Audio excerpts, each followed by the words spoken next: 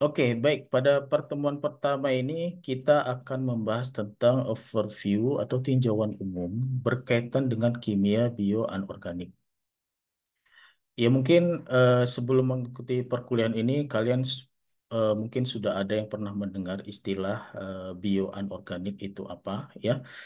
Jadi kalau kita lihat dari suku katanya bio anorganik itu kan ada bio dan anorganik.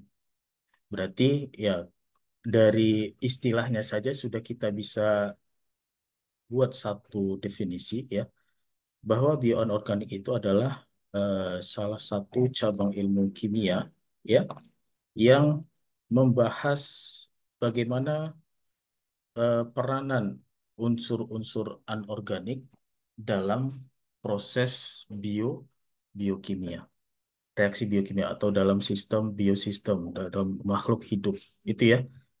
Mungkin itu yang bisa kita buat definisi daripada bioanorganik ketika kita mendengar istilah bioanorganik. Jadi nanti untuk capaian pembelajaran pada pertemuan hari ini, setidaknya kita bisa eh, mengetahui dan menjelaskan nanti gitu ya, bagaimana ruang lingkup bioanorganik dan keterkaitannya dengan ilmu-ilmu sains yang lain. Ya, untuk referensinya tadi sudah saya eh, tampakkan atau sudah saya tunjukkan di kontrak perkuliahan ya mungkin nanti bisa kalian cari ya. Ini ada 4 buku yang saya rekomendasikan untuk memperkaya pengetahuan kalian terkait dengan kimia bio anorganik ya. Ada 4 buku ini ya. Nah, kalau 4 buku ini sudah kalian miliki ya mungkin eh, kalian bisa eh, tahu lebih mendalam tentang kimia bio anorganik ini ya. Buku ini bisa didapat secara online, nanti bisa di searching aja. Ini e-book ini ya. Kalaupun ada di perpustakaan, nanti bisa dipinjam salah satu dari ke 4 buku ini ya. Tapi nanti searching aja di internet itu ada itu. Judul-judulnya berikut dengan penulis atau pengarangnya. Oke, ya materi yang kita pelajari pada hari ini berkaitan dengan bagaimana ruang lingkup kimia bioanorganik, hubungan kimia bioanorganik dengan ilmu-ilmu sains yang lain, kemudian esensialitas unsur-unsur dalam makhluk hidup, peranan ion-ion logam dalam makhluk hidup, ligan-ligan dalam sistem kehidupan, dan bagaimana contoh aplikasi kimia bioanorganik dalam eh, kehidupan. Ini di antara poin-poin yang akan kita bahas pada pertemuan hari ini. Ya, ini tadi sebelum kita lanjut lebih jauh, kita harus tahu dulu apa itu kimia bio anorganik. Kalau kita lihat bio anorganik ini, sebenarnya dia di dalamnya ada hal-hal yang berkaitan dengan kimia organik, biokimia, dan anorganik. Jadi ketiga cabang ilmu kimia yang utama ini, kimia organik, biokimia, dan kimia anorganik, itu kalau kita satukan, maka jadilah cabang ilmu kimia yang baru, itulah namanya bioanorganik, ya. Jadi sebenarnya bioanorganik ini dia cabang ilmu sains kimia antar bidang atau istilahnya itu interdisciplinary, ya, sains ya, yang mempelajari fungsi-fungsi biokimia dari unsur-unsur anorganik. Jadi ketika kita mengikuti perkuliahan kimia bioanorganik ini, setidaknya pengetahuan mendasar ya berkaitan dengan kimia organik, biokimia dan kimia anorganik itu sudah kuat di dalam pemahaman kita, gitu ya. Ataupun istilah-istilah biokimia eh, itu sudah kita pahami betul gitu ya, sehingga nanti kita bisa mengikuti perkuliahan kimia bioanorganik ini dengan baik gitu ya. Kalaupun ada istilah-istilah nanti yang kalian belum pahami ya, atau baru mendengar, baru menjumpai, ya, itu nanti bisa dicari lagi apa artinya, gitu ya. Nah, karena eh, kimia organik, biokimia, dan kimia ini kan sudah pernah mendapatkan per semester sebelumnya ya. Oke, maaf ini siapa ya? Angelis, siapa? Angelis, mohon dinonaktifkan ya.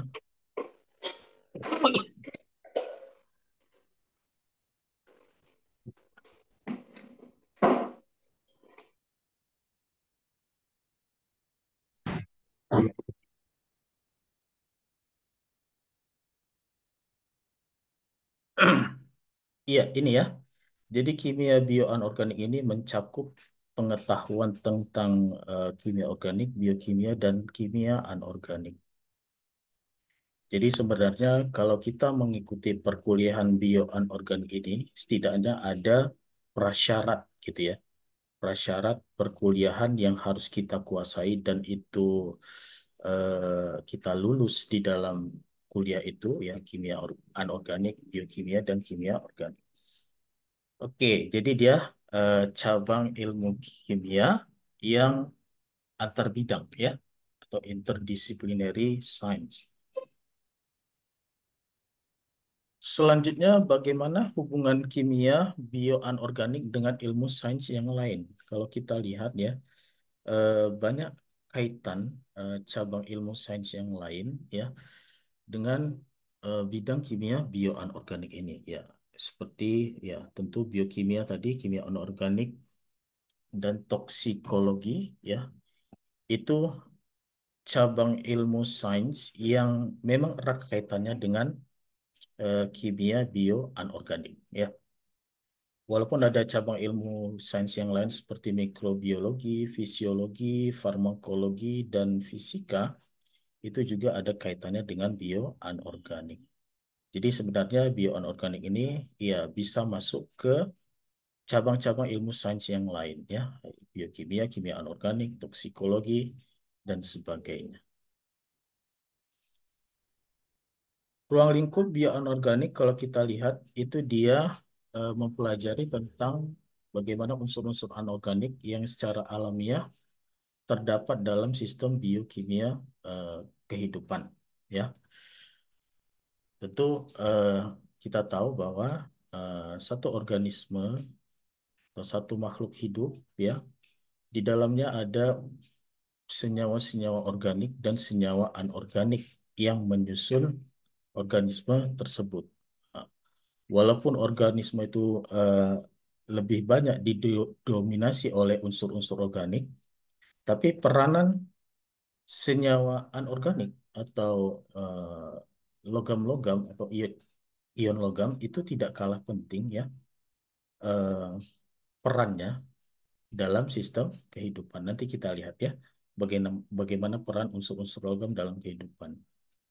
Yang kedua, ya ruang lingkup bioanorganik ini juga berkaitan dengan bagaimana sintesis logam-logam yang cocok digunakan untuk sistem kehidupan sebagai obat, gitu ya. Nah, jadi nanti salah satu aplikasi yang paling umum kita jumpai dalam bidang kimia bioanorganik ini adalah bagaimana kita mensintesis satu senyawa obat ya dari senyawa-senyawa eh, logam tertentu gitu ya untuk mengatasi ataupun mencari solusi berkaitan dengan permasalahan yang berkaitan dengan satu penyakit gitu ya.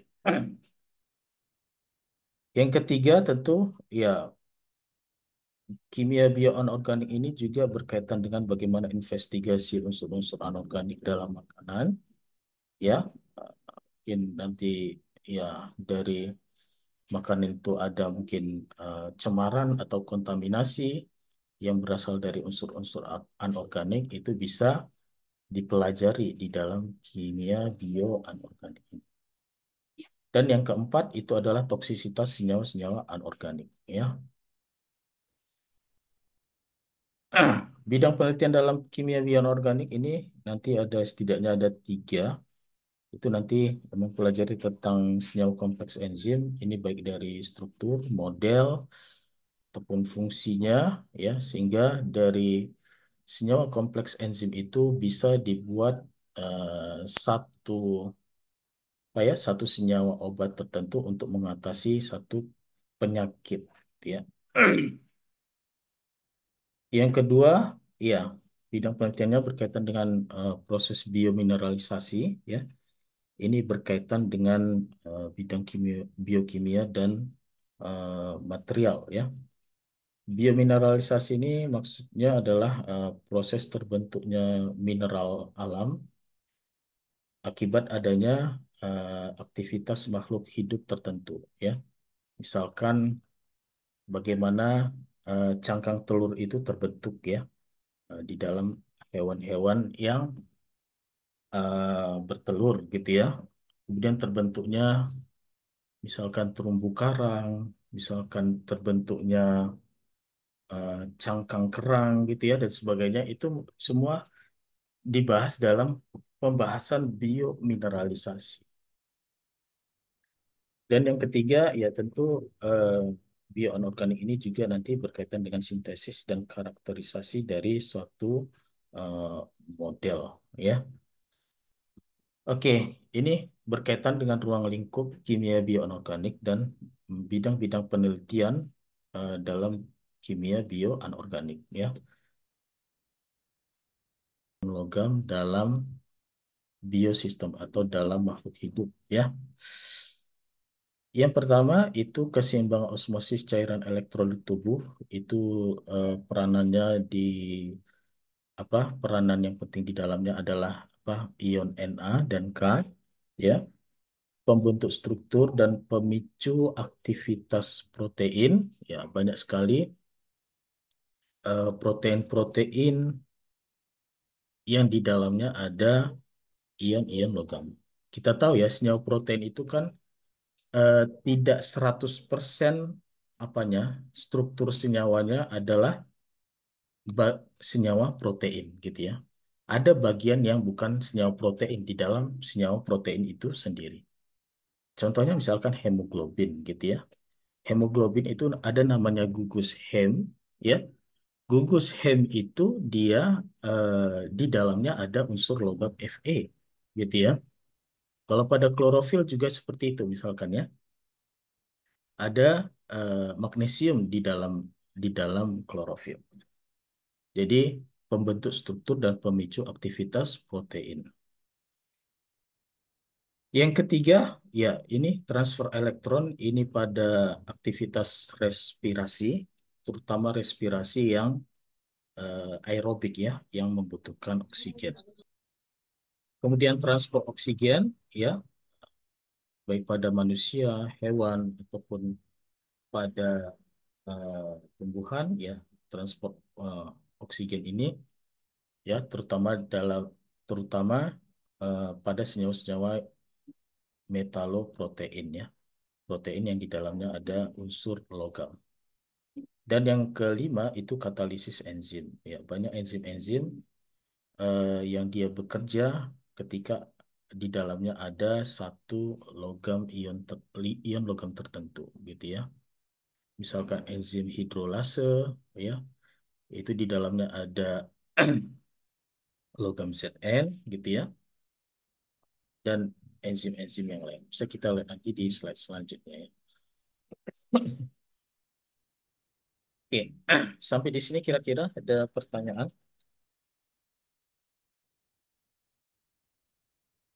Nggak ada, ya? Tidak ada, ya? Oke. Kalau tidak ada, kita lanjutkan. Ini tadi bagaimana peranan ion logam dalam biosistem. Ini tadi, ya. Kalau di tabel 1, 2 ini bisa kita lihat. Ini logam Na positif dan K positif, ya. Itu dia berfungsi sebagai charge carrier, pembawa muatan yang berfungsi untuk keseimbangan osmotik cairan tubuh dan nerve impulse, ya. Eh, Jaringan saraf, ya, nerve impulse. Jadi kalau kita lihat natrium kalium ini dia ketika dia bergabung dengan satu eh, protein ya atau enzim tertentu, dia bisa membentuk koordinasi 6 gitu ya dengan geometri oktahedral untuk natrium. Sementara kalium itu coordination number-nya itu 6 sampai 8 dan dia bersifat fleksibel, enggak kaku gitu ya. Mungkin dia bisa oktahedral ataupun geometri yang ketika bilangan koordinasinya atau koordinasinya itu 7 atau 8 itu geometrinya nanti berbeda lagi gitu ya. Dan Na ini kalau kita lihat ya dia akan cenderung berikatan dengan oksigen, ligan oksigen yang berasal dari ether, hidroksil ataupun gugus karboksilat ya. Begitu juga dengan kalium ya. Dia ligan yang cenderung berikatan dengan kalium ini adalah oksigen dari ether, hidroksil, dan gugus karboksilat. Ya. Begitu juga yang di bawahnya ini ya, peranan logam-logam dalam dioksigen transportnya, transport oksigen atau O2 ya. Sini ada Cu 2 positif dan Fe 2 positif. Dengan coordination numbernya untuk Cu 2 5, bisa 5, bisa 6 ya. Kalau 5 dia berbentuk square piramid ya, piramida datar. Kemudian kalau 6 dia berbentuk tetragonal. Dalam hal ini Cu dia akan cenderung berikatan dengan oksigen dari karboksilat dan nitrogen dari gugus imidazol. Ya. Begitu juga dengan Fe 2 positif ya. Ini dia membentuk bilangan koordinasi 6 dengan geometri oktahedral ya. Ini ligan yang cenderung berikatan dengan Fe itu adalah nitrogen yang berasal dari imidazol ataupun cincin porfirin ya. Ini dijumpai Fe ini dijumpai pada hemoglobin dan mioglobin untuk transport oksigennya. Sedangkan Cu tadi ya dijumpai pada ini ya hemosian untuk proses transport oksigen hemosian.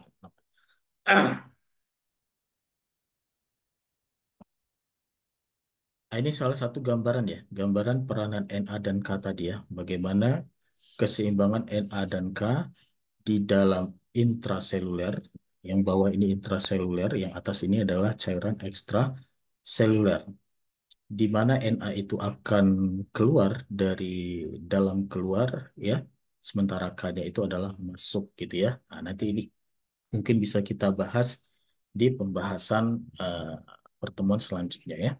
Ini sebagai gambaran saja. Ini melalui mekanisme transport bisa transport aktif ataupun transport pasif ya. Perpindahan ion-ion dari ekstra ke intraseluler ataupun dari intraseluler ke ekstra seluler. Oke, ini ya masih berkaitan dengan peranan ion logam dalam biosistem. Ya bisa kita lihat di tabel itu ya. Ini ion-ion logam yang berperan dalam struktural tadi ya, pembentukan struktur dan triggers pemicu kerjanya protein. Ada magnesium, kalsium, ya, zinc, 2 positif, mangan Mn2 dan mangan Mn3. Bisa dilihat nanti ya. Nah, ini peranan beberapa ion-ion logam.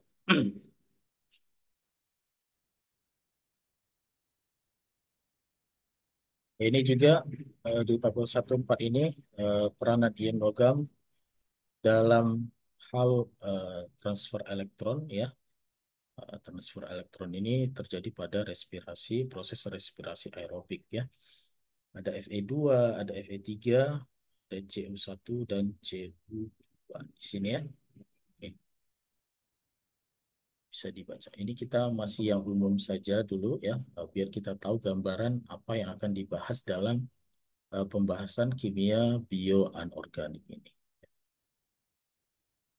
Kemudian ini peranan ion logam dalam katalisis enzim ya. Misalkan CO2 dalam enzim oksidase ya, CO2 kobalt 2 ya. Ini berperan dalam transfer gugus alkil pada enzim oksidase ya. CO kobalt 3 transfer gugus alkil pada vitamin B12 cyanokobalamin ya. Ini ada di sini kalau kita lihat ya, kobalt ini ada yang dua, ada yang tiga gitu ya. Begitu juga yang sebelumnya ada Fe2, ada Fe3 gitu ya. Jadi muatan daripada peranan ion logam itu juga menentukan gitu ya. Menentukan fungsi apa yang bisa dilakukannya dan bentuk geometri yang bisa dibentuk dari masing-masing ion logam tersebut tadi ya. Oke, sampai di sini ada pertanyaan kira-kira? Di sini sudah saya buatkan di sini ya. Karena memang logam-logam transisi memiliki sisi aktif yang sangat baik dalam proses katalisis enzim, ya, terutama dalam bidang katalisis enzim di sini ya. Kenapa? Sisi aktif itu karena kenapa dia disebut eh, logam transisi memiliki sisi aktif, ya. Tadi ya, yang pertama alasannya logam transisi itu dia bisa stabil dalam bentuk yang geometri yang berbeda-beda. Contohnya tadi ya, kan satu logam transisi kemungkinan dia bisa membentuk geometri oktahedral misalkan ataupun yang tetragonal gitu ya. Satu logam transisi tadi. Jadi karena eh, s- logam transisi itu bisa membentuk geometri yang berbeda, ya, jadi kemungkinan ya logam transisi itu ya bisa masuk ke sisi aktif enzim untuk mengkatalisis reaksi tertentu gitu ya. Yang kedua, karena memang logam transisi itu dia memiliki ikatan koordinasi yang banyak. 6, 7, 8 tadi ya. Karena memang adanya orbital D yang memungkinkan untuk membentuk ikatan koordinasi yang banyak dengan ligan-ligan yang berasal dari, ya nanti kita lihat ligan-ligan dalam kehidupan ini apa saja gitu ya. Bisa berupa dari protein, dari asam nukleat gitu ya, ataupun dari ada namanya ionofor, hydrofor gitu ya. Itu namanya ligan-ligan yang ada di dalam biosistem. Stabil dengan beberapa bilangan oksidasi tadi ya, bisa CO, misalkan kobalt tadi ada dua, ada tiga, Fe ada dua, ada tiga gitu ya. Itu semua stabil.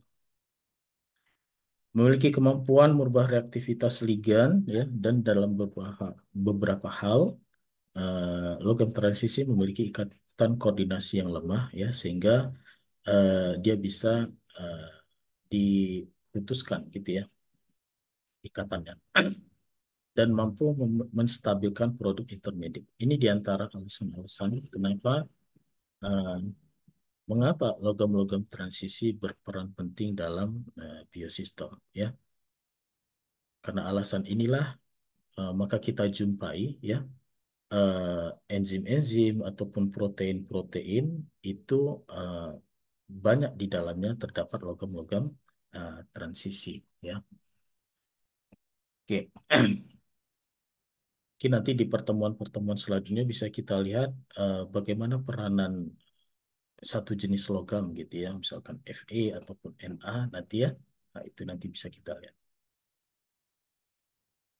Selanjutnya kita lihat di sini ya, bagaimana hubungan ligan protein ya. Ini jadi kalau dalam eh, sintesisnya anorganik misalkan ya, praktikum anorganik di laboratorium, Itu kan biasanya ligan-ligan itu eh, bahan-bahan kimia tertentu gitu ya.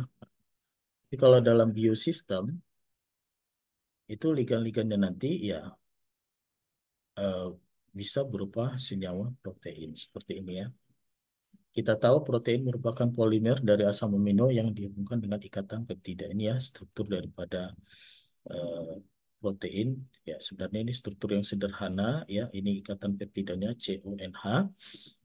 Ikatan koordinasi logam dengan ligan protein terjadi pada gugus fungsi rantai samping atau R. Ya.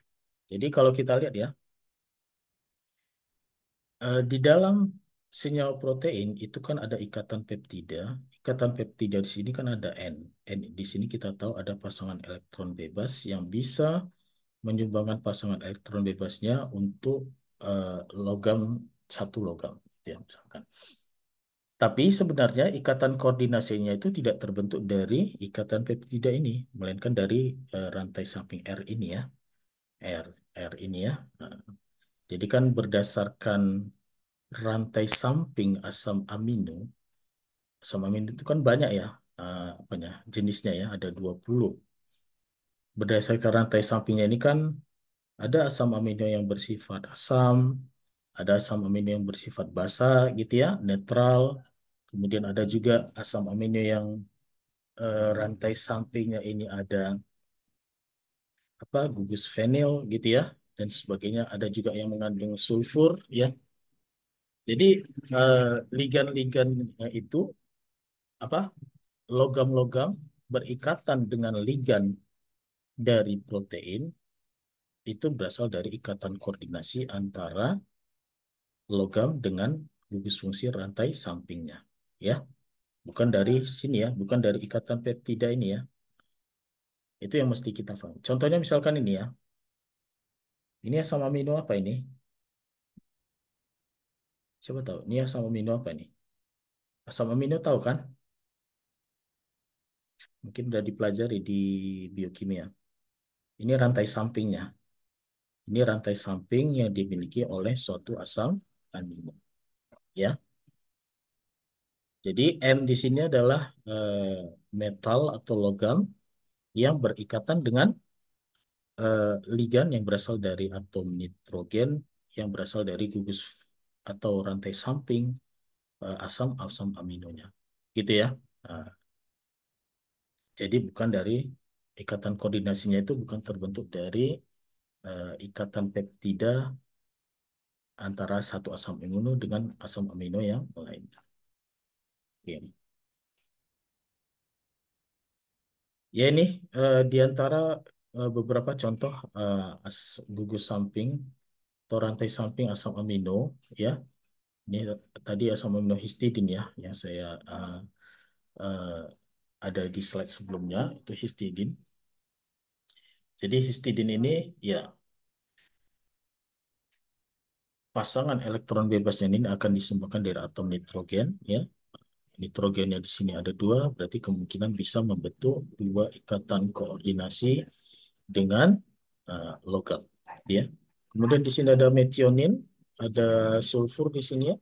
Sulfur di sini juga bisa sebagai ligan untuk melakukan ikatan koordinasi dengan logam juga. Sisten gitu juga ya. Selenosisten di sini ada selenium. Kemudian ada tirosin. Ini nanti ligannya berikatan dengan atom oksigen yang ada di asam amino tirosin ya. Begitu juga dengan asam amino aspartat dan glutamat ya. Itu nanti ikatan koordinasi terbentuk antara atom oksigen ya dengan satu logam tertentu gitu ya. Jadi ini ya. Jadi ini asam-asam amino yang umum melakukan ikatan koordinasi dengan eh, logam-logam transisi tertentu gitu ya. Oke,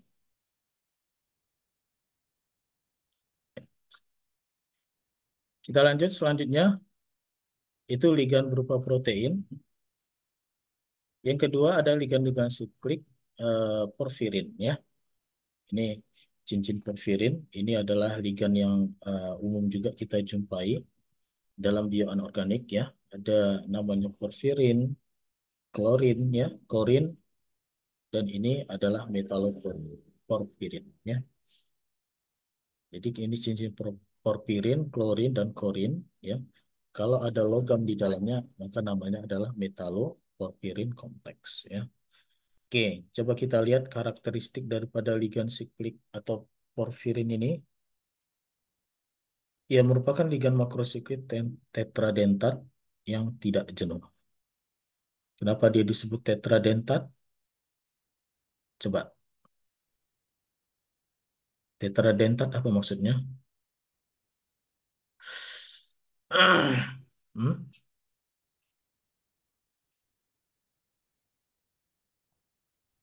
Dari struktur porfirin, klorin, korin, ya. Nah, ini kan bisa membentuk, coba lihat, N positif. Berarti eh, tetradentat itu, ya, pasangan elektron bebas disumbangkan ke atom pusat logam, gitu ya. Empat pasang elektron bebas di sini ya. Empat pasangan elektron bebas. Jadi dia bisa membentuk tetradentat yang tidak jenuh. Selanjutnya, ikatan koordinasi dengan ion-ion logam divalent. Ya, umumnya ya, cincin porfirin itu atom pusatnya itu berupa logam-logam yang bermuatan positif 2. Ya, makanya nanti kalau kita lihat di struktur hemoglobin, mioglobin itu ya, itu Fe-nya itu Fe2 positif, bukan Fe3 positif. Begitu juga di klorofil ada Mg2 positif, di tuniklorin itu ada Ni2 positif. Sedangkan di kobalamin, struktur vitamin B12 itu ada kobalt 2 positif. Ya. Yang ketiga, memiliki efek kelat ya. Dan yang keempat, dia sangat stabil dan berwarna ya. Karena dia membentuk ligan tetradentat, tentu dia memiliki efek kelat dan sangat stabil. Serta dia bisa uh, berwarna ya, menimbulkan satu warna tertentu. Oke, ini ligan-ligan siklik atau porfirin. Ya, ini contohnya tadi ya. Ini struktur apa ini? Coba lihat ini cincin porfirinnya yang di atas, kemudian atom pusatnya adalah kobalt, ya, kobalt 2 di sini ya, kobalt 2. Kemudian ini dia membentuk ikatan koordinasi 6. 4 ke cincin porfirinnya, kemudian satu ke sianida ya, Cn, dan satunya lagi ke ini apa nih? Struktur apa nih? Ada yang tahu nih struktur apa? Apa ini? Ini kan bahasa purin ya. Ini ribosa, ini fosfat ya. Ini struktur RNA ya, RNA. Oke, contoh lain lagi misalkan ini pada hemoglobin ya, Fe-nya terikat pada 4 cincin porfirin, duanya lagi sebenarnya Fe-nya di sini bisa membentuk ikatan koordinasi 6 ya. Duanya lagi itu nanti dia satu ke oksigen untuk membawa oksigen, satunya lagi adalah ke senyawa protein. Ya, kalau kita lihat nanti nanti kita bahas juga nih ketika kita membahas tentang protein transport oksigen. Ya, oke. Ini gambaran umum aja dulu kita kenalkan ligan-ligan siklik atau porfirin tadi ya. Selanjutnya ligan siklik juga ada yang namanya ionofor ya. Ini ionofor namanya. Kalau ionofor, kalau kita lihat di sini, ya, dia berupa ligan siklik juga karena dia bisa membentuk atau membentuk cincin apa siklik gitu ya. Umumnya dia mengikat kation-kation keras seperti ya kalium, natrium ya untuk ligan-ligan siklik ionofor ini ya. Ikatan koordinasinya dengan atom oksigen dan nitrogen. Contohnya ini ligan siklik monesin A namanya ya. Nama senyawanya adalah monesin A. Kalau kita lihat ikatan koordinasi itu bisa terbentuk dari atom-atom oksigen yang ada di struktur senyawa monesin A. Bersifat lipofil di sekitar kation dan dia selektif terhadap bentuk dan muatan ion. Ini dia ligan siklik berupa ionofor namanya. Contohnya misalkan ini ya. Ini ligan siklik ionofor dia membentuk cincin siklik di mana eh, pasangan elektron bebasnya disumbangkan dari atom-atom oksigen di sini ya. Dan atom pusatnya di berupa kation keras. Kation kerasnya di sini adalah kalium ya, atau hard kation.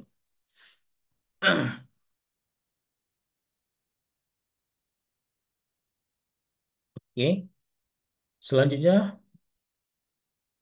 iya, ini ligan siklik juga ya, tapi ini bukan ionofor sebenarnya, ini salah tulis sini ya. Bukan ionofor, tapi ini ligan-ligan yang berasal dari basa nitrogen ya. Sebentar saya edit dulu ya. Ini bukan ligan siklik ionofor, tapi ini ligan-ligan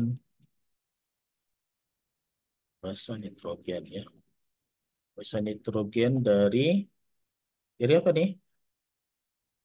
Pernah mendengar istilah timin, sitosin, adenin, dan guanin. Ini adalah asam-asam nukleat yang di dalamnya ada basa nitrogen. Ya, karena memang di dalamnya ada unsur nitrogen.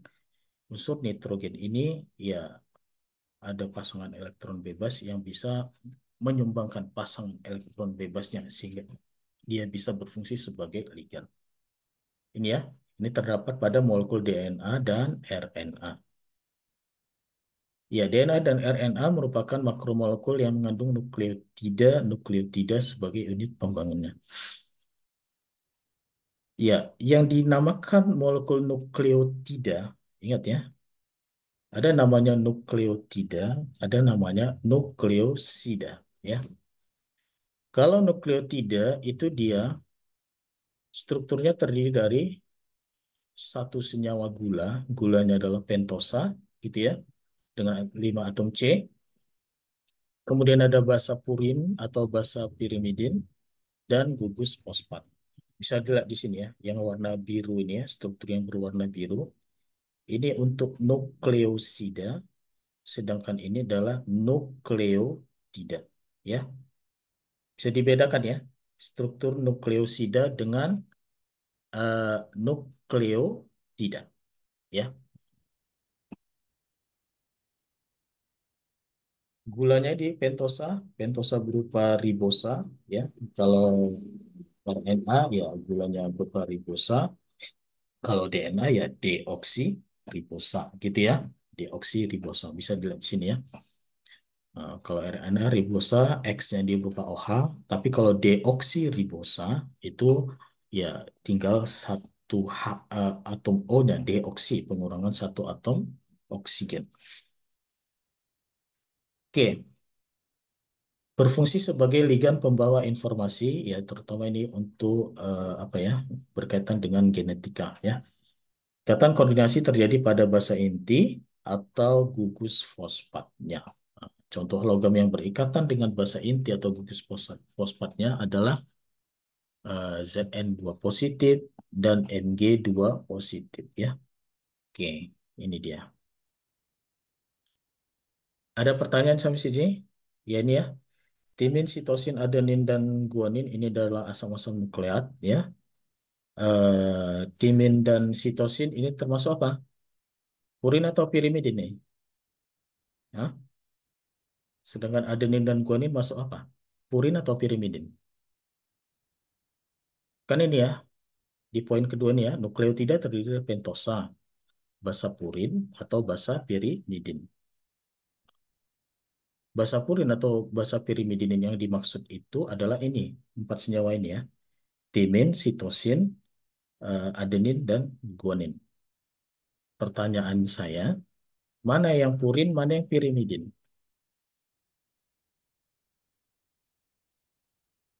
Izin menjawab, Pak. Ya, Kalau yang purin adenin sama guanin, Pak. ya, purin, adenin, guanin ya. Sitosin dan timin itu adalah pirimidin.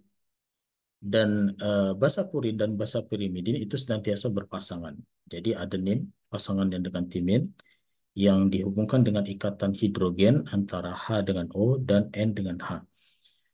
Guanin pasangannya adalah sitosin. Inilah yang membentuk rantai DNA, ya, DNA. Tapi kalau pada RNA nanti eh, sitosin itu digantikan dengan basa eh, nitrogen yang lain yaitu urasil namanya ya. Ya, itu saja yang membedakan antara DNA dengan RNA. Makanya dia bisa membentuk, kalau kita lihat struktur DNA itu ya, membentuk lipatan gitu ya. Jadi lipatan-lipat itu terbentuk karena adanya interaksi antara pasangan basa purin dan basa pirimidin. Adenin dengan timin, guanin dengan uh, sitosin. Ya, oke, sampai sini ada pertanyaan?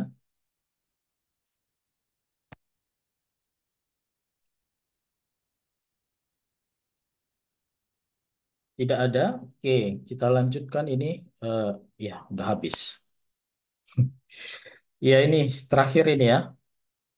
Terakhir ini berkaitan dengan salah satu aplikasi bioanorganik dalam pengobatan, ya, dalam sintesis senyawa obat. Contohnya di sini adalah eh, cisplatin, ya. Jadi cisplatin itu adalah sebenarnya ini senyawa kompleks dari platinum, ya. Apa nih namanya? Nama senyawa kompleksnya apa nih?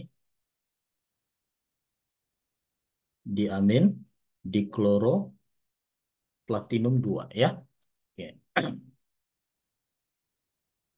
Ini dia berfungsi untuk kemoterapi penyakit kanker ya. Nah, jadi bisa kita lihat sini cisplatin PT NH3 dua kali Cl2. Cara kerja daripada eh, cisplatin ini adalah inhibition of cell division ya, menghambat pembelahan sel. Kalau tidak ada pembelahan sel, maka nanti tidak ada eh, pertumbuhan atau perkembangan daripada sel itu sendiri gitu ya. Itu cara kerja daripada obat-obat kemoterapi gitu ya, obat-obat anti cancer atau anti kanker ya. Bisa dilihat di sini kalau kita lihat cisplatin ketika dia menyerang apa sel kanker, dia akan mengikat di sini ya, mengikat M-nya di sini kalau kita lihat M daripada apa ini, daripada RNA ataupun DNA tadi ya, diikatnya dengan logam platinum tadi ya, sehingga dia bisa mengangkat sel kanker tadi yang berasal dari eh, organisme tertentu. Contohnya di sini ya, ada satu eksperimen di sini, eksperimen yang dilakukan dengan menginjeksikan obat anti kanker ke dalam tikus percobaan. Ya, bisa kita lihat di sini ya, gambar yang di atas ini adalah gambaran tikus yang tidak diberi obat anti kanker ya. Maka tikus ini bisa mati pada hari ke-21 ya, dan ditemukan sel tumor atau sel kankernya itu sebesar 3 gram di sini ya. Sementara gambar yang di bawahnya ini ya, ini tikus yang diberi obat anti kanker ya. Kemudian pada hari ke-8 eh, sel kanker atau tumor itu dia eh, apa perlahan mulai berkurang dan dia akan hilang pada hari ke-14. Sehingga ini eh, umur tikus ini ya bisa bertahan sampai tiga tahun lamanya.